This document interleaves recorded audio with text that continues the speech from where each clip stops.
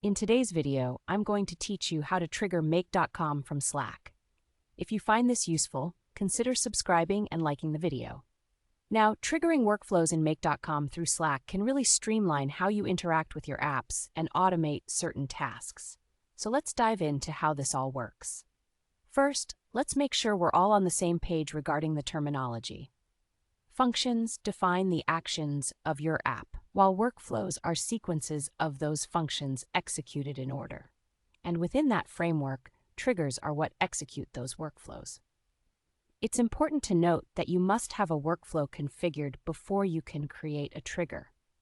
If you haven't yet set up your workflows, I recommend checking out the documentation on that topic first.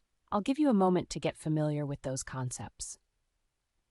Now that you have a good understanding of workflows, let's explore how you can implement triggers into your application. Think of triggers as starting points, kicking off a series of tasks to help automate your processes. When you jump into implementing triggers, you'll encounter a couple of different paths you can take, and there's no right or wrong way to go about it. What's important is that you find what works best for your specific needs. One way to add triggers is through the command line interface, often referred to as the CLI. These static triggers are created once, attached to your app's workflow, and once they're in place, that's essentially it.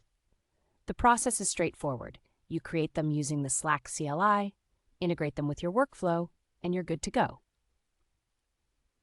On the other hand, you have the option to add triggers at runtime.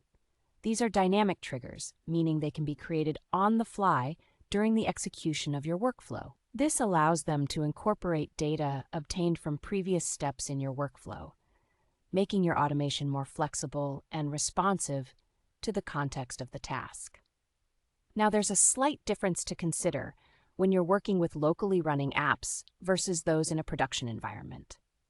When you set up triggers for an app you're running locally with the command /run, these triggers will not be the same as those created for your deployed app, which you deploy using the command /deploy. This distinction is vital because each environment can have different settings and possibilities for your triggers.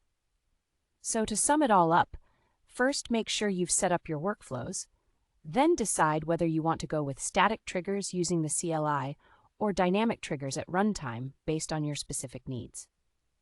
Each approach offers distinct advantages, and ultimately, your choice will depend on how you want your workflows to function.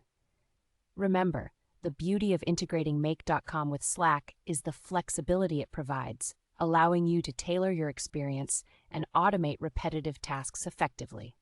Now that you know how to trigger make.com from Slack, you can get started on creating your own custom workflows.